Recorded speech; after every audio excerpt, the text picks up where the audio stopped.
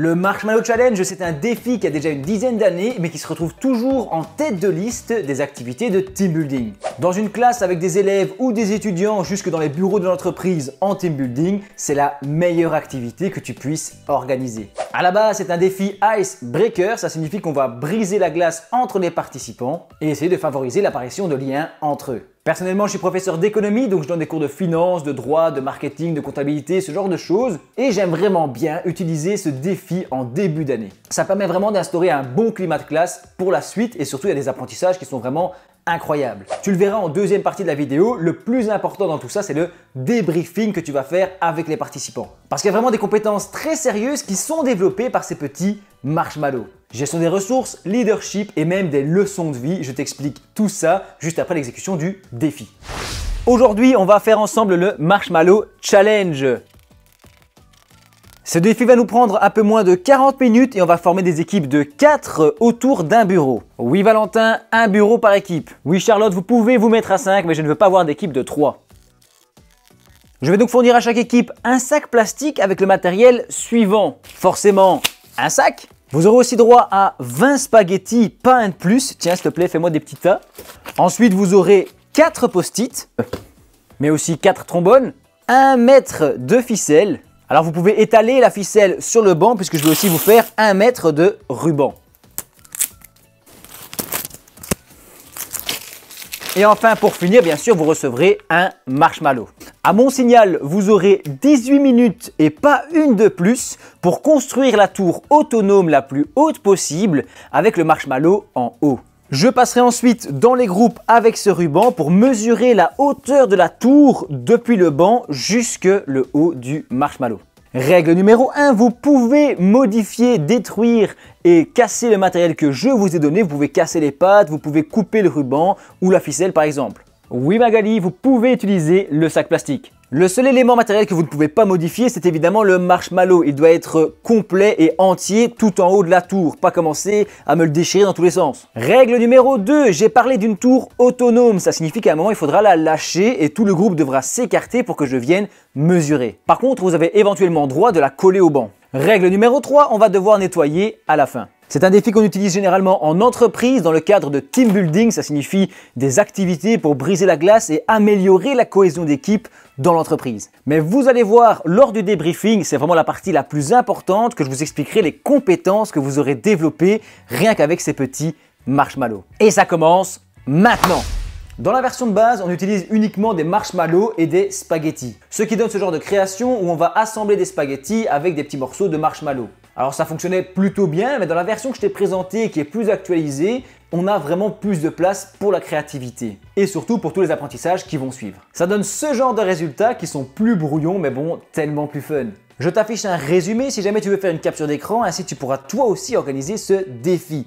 En plus, tu peux modifier le matériel comme tu veux, enlever les trombones et donner 2 agrafes, une feuille ou un crayon par exemple. Bref, quand tous tes participants ont terminé le défi, il te reste à mesurer la hauteur des tours et à féliciter les gagnants. Puis à passer au fameux débrief car c'est la partie la plus importante. Pourquoi est-ce qu'on a fait tout ça ? Première leçon, le modèle LSSS qui définit les 4 profils que vous allez rencontrer dans votre vie. Ce qui va aussi vous permettre de créer des équipes plus efficaces puisque je te le rappelle, ce défi est utilisé à la base en entreprise. Ou encore de convaincre plus facilement des personnes en allant dans le sens de leur profil.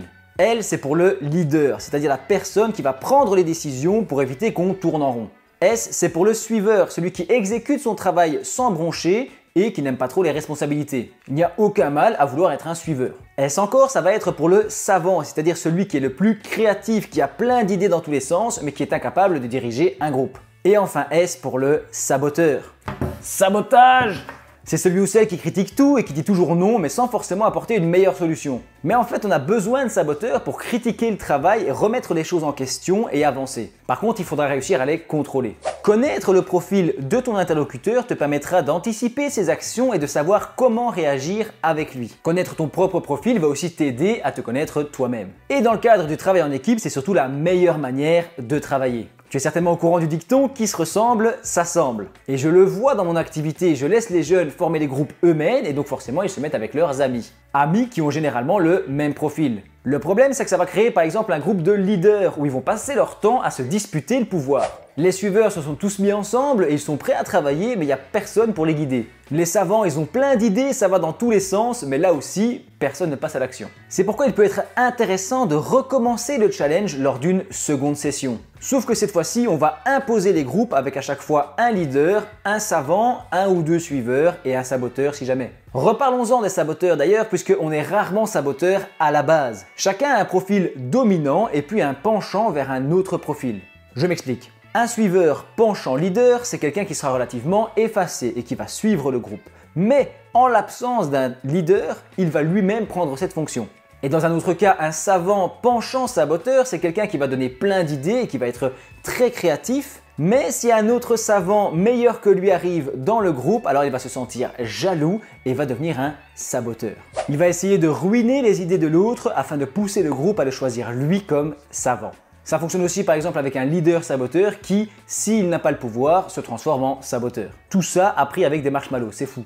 Laisse-moi terminer rapidement avec les 6 leçons essentielles de ce challenge, en plus du modèle LSSS que je viens de te présenter. D'abord, la gestion des ressources, puisque le matériel utilisé est limité. On fait le parallèle avec la vie des gens, puisque dans la vie, on n'a pas argent illimité et il va falloir faire des choix. Dans une entreprise, le nombre de travailleurs, de marchandises, de machines est aussi limité et donc il faut faire avec. C'est la base du management, gérer des ressources financières, humaines et matérielles. Deuxième leçon, c'est qu'un travail moyen mais achevé aura toujours plus de valeur qu'un excellent travail inachevé. À la fin du temps imparti, tu verras certainement des tours s'effondrer et des participants abandonner. À ce moment-là, tu peux simplement faire un tas avec le matériel et placer un marshmallow au-dessus. Tu viens de battre cette équipe en 3 secondes en faisant une tour de 6 cm alors que eux galéraient à faire une tour de 50. Ça va leur montrer l'importance de terminer un travail dans les temps et de respecter des deadlines. Transition parfaite vers ma 3e leçon qui est l'étude de la concurrence. La dernière fois que j'ai fait ce challenge, une jeune fille dans la classe a tout d'un coup levé la tête